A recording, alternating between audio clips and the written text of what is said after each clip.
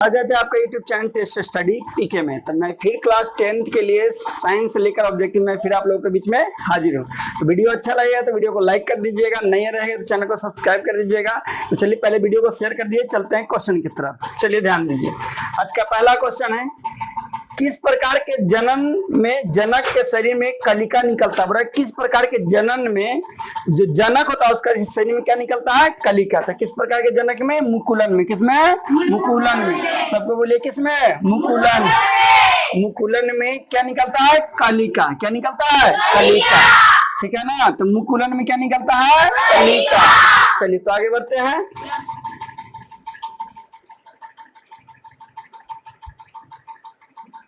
चलिए तो next question की तरफ ध्यान देते हैं। मनुष्य में वृक्क संबंधित है, वृक्क को कहते हैं किडनी। वृक्क को क्या कहते हैं? वृक्क को ही अंग्रेजी में क्या कहते हैं? किडनी। तो बड़ा मनुष्य में वृक्क संबंधित है, यानी मनुष्य में जो वृक्क है या किडनी है, क्या काम करता है? तो उत्सर्जन का काम करता है। क्या करता है? उत्सर्जन। तो किडनी क्या चीज का काम करता है? उत्सर्जन का। उत्सर्जन का, ठीक है ना? यानी जो शरीर में गंदा चीज बन रहा है उसको शरीर से क्या करता है? बाहर निकालता है। कौन? वृक्क यानी किडनी। चलिए उसी में और आगे एक और प्रश्न है। तो मनुष्य में वृक्क किससे संबंधित है? उत्सर्जन से। बोलेंगे मनुष्य में वृक्क किससे संबंधित है? उत्सर्जन से। नेक्स्ट क्वेश्चन, स्वपोषी पोषण के लिए आवश्यक है। देखिए स्वपोषी पोषण के लिए क्या जरूरी है? किसके लिए? स्वपोषी पोषण के लिए। किसके लिए? स्वपोषी पोषण। तो स्वपोषी पोषण को कार्बन डाइऑक्साइड भी चाहिए, क्लोरोफिल भी चाहिए, सूरज का प्रकाश भी, या इनमें से सभी। क्या आंसर होगा? इनमें से सभी। स्वपोषी पोषण किसको कहते हैं? जो अपना खाना खुद बनाता है उसे क्या कहते हैं? स्वपोषी पोषण। जैसे पेड़ पौधा, हरा पेड़ पौधा क्या है? स्वपोषी पोषण। तो स्वपोषी पोषण के लिए कार्बन डाइऑक्साइड, क्लोरोफिल और सूर्य का प्रकाश, इनमें से सभी चाहिए। कोई दिक्कत? चलिए आगे बढ़ते हैं। चलिए निम्नलिखित में से कौन सा पादप हार्मोन है? पादप मतलब होता है पेड़ पौधा। पादप मतलब क्या होता है? पेड़ पौधा। पेड़ पौधा को ही हम लोग कहते हैं पादप। तो पादप में जैसे हम लोग का भी शरीर है तो हम लोग का शरीर में भी हार्मोन निकलता है, ठीक है? अब पादप यानी पेड़ पौधा को भी शरीर में हार्मोन निकलता है। तो बोला कि निम्नलिखित में कौन सा पादप हार्मोन है? तो इंसुलिन, थाइरोक्सिन, एंड्रोजन, ये सब मनुष्य में पाया जाता है। ये वाला एंड्रोजन, थायरोक्सिन, ये मनुष्य में पाया जाता है। इंसुलिन हो, थायरोक्सिन हो, एंड्रोजन, ये किस में पाया जाता है? मनुष्य में। लेकिन साइटोकाइनिन ये पादप में यानी पेड़ पौधा में पाया जाता है। साइटोकाइनिन किस में पाया जाता है? पेड़ पौधा को ही क्या कहते हैं? पादप। ठीक है ना? ठीक है। आगे, दो तंत्रिका कोशिका के मध्य खाली स्थान को क्या कहते हैं? जैसे बोला कि दो गो तंत्रिका तंत्र है, ठीक है? उसका बीच में जुड़ता है तो उसके बीच में खाली जगह होता है, तो उस खाली जगह को क्या कहते हैं? द्रुमिका, सिनेप्लेक्स दरार, या एक्सॉल, या आवेग। तो सिनेप्लेक्स दरार कहते हैं। क्या कहते हैं? सिनेप्लेक्स। दो तंत्रिकाओं के बीच खाली स्थान को क्या कहते हैं? सिनेप्लेक्स दरार। क्या कहते हैं? सिनेप्लेक्स दरार। चलो आगे, चलिए आगे बढ़ा जाए। तो क्या करना है? वीडियो को लाइक कर दीजिए, ठीक है? अभी तक लाइक नहीं किया तो वीडियो को लाइक कर दीजिए, ठीक है? चैनल पर नए हैं तो चैनल को सब्सक्राइब कर दीजिए। चलिए आगे बढ़ते हैं। फूलों में नर प्रजनन अंग होता है। बोला कि फूल होता है उसमें नर प्रजनन अंग को क्या नाम से जानते हैं? पुंकेसर, अंडक, वर्तिकाग्र, या वर्तिका। तो क्या कहते हैं? पुंकेसर। फूल में जो प्रजनन अंग होता है उसको क्या कहते हैं? पुंकेसर। फूल में जो नर प्रजनन अंग होता है उसको क्या कहते हैं? पुंकेसर। आगे, मनुष्य के आहार नल में अवशेषी अंग। आहार नल क्या है? जो फूड पाइप। आहार नल को क्या कहते हैं? फूड। मुंह से शुरू करिए यहाँ तक जाइएगा, इसी को फूड पाइप कहते हैं, ठीक है? या आहार नाल कहते हैं। तो बोल रहा है कि मनुष्य में आहार नाल में अवशेषी अंग कौन है? तो अवशेषी अंग है अपेंडिक्स। क्या है? अपेंडिक्स। अपेंडिक्स है अवशेषी अंग। अवशेषी अंग किसको कहते हैं?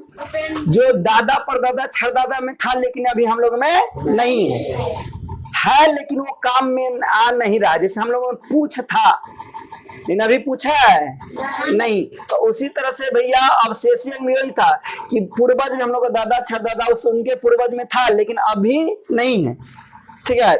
तो वही बड़ा मनुष्य में आहार नाल में अवशेषी अंग कौन है? अपेंडिक्स। क्या है? अपेंडिक्स। कभी कभी सुने हो कि अपेंडिक्स उसका बढ़ गया तो ऑपरेशन हुआ, ठीक है? तो अवशेषी अंग है। चलिए आगे,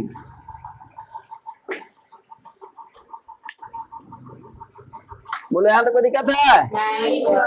कोई दिक्कत नहीं है। मनुष्य के आहार नाल में अवशेषी अंग है तो हो गया ना अपेंडिक्स। चलिए, निम्न में से कौन एक जैव प्रक्रम द्वारा अपघटित होने वाला पदार्थ? देखिए, जैव अपघटन का है जिसको मट्टी पर भी गया, साण गल गया, जिसको मिट्टी में अब भी गया, साण गल गया, उसको जैव अपघटनीय कहते हैं। जिसको जमीन में मट्टी में भी गया, उस साण गिल गया, तो उसको क्या कहेंगे? जैव अपघटनीय। ठीक है, जिसको मिट्टी में भी गया, उस साण गल गया, उसको क्या कहेंगे? जैव अपघटनीय। तो इनमें कौन है जो जैव अपघटनीय है? सूखा घास, पत्ता, ये सब सड़ेगा कि नहीं? ये क्या है? जैव अपघटनीय। सूखा घास ये सब क्या है? जैव अपघटनीय। प्लास्टिक सड़ता गलता है? नहीं। रबर भी सड़ता गलता नहीं है। प्लास्टिक की भी बोतल सड़ता गलता नहीं है। ये सब जैव अपघटनीय नहीं है। लेकिन जो सूखा घास पत्ता हो, सब्जी का छिलका हो, ये सब क्या है? जैव अपघटनीय। जिसको पर्यावरण में बिगिएगा या जमीन में बिग जाएगा तो सड़ गल जाएगा, वो जैव अपघटनीय होता है। समझे कि नहीं समझे? चलिए आगे।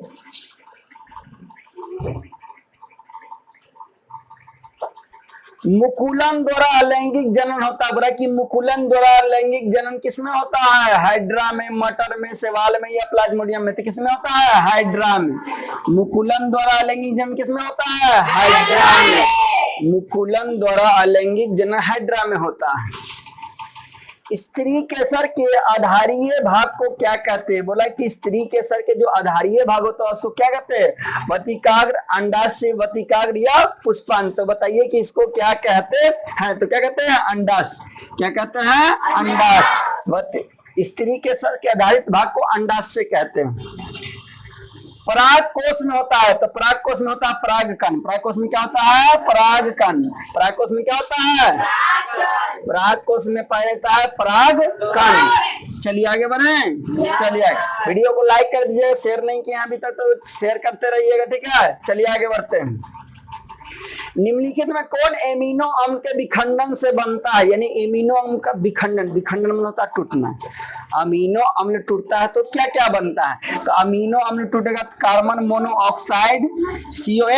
सीओ को कहते हैं carbon monoxide. Carbon monoxide. CO को क्या कहते हैं? सीओ कहते हैं कार्बन मोनोऑक्साइड। तो अमीनो अम्ल टूटेगा तो कार्बन मोनोऑक्साइड भी बनाएगा, साथ में अमोनिया भी बनाएगा। यानी ए और बी, बी और सी दोनों, बी और सी दोनों। यानी भैया अमोनिया टूटेगा तो भैया कार्बन मोनोऑक्साइड भी बनाएगा और क्या बनाएगा? NH3 भी, अमोनिया भी। इसको अमोनिया कहते हैं। क्या है? अमोनिया। तो भैया एमिनो अम्ल टूटेगा तो कार्बन मोनोऑक्साइड बनाएगा और अमोनिया बनाएगा। क्या बनाएगा? अमोनिया।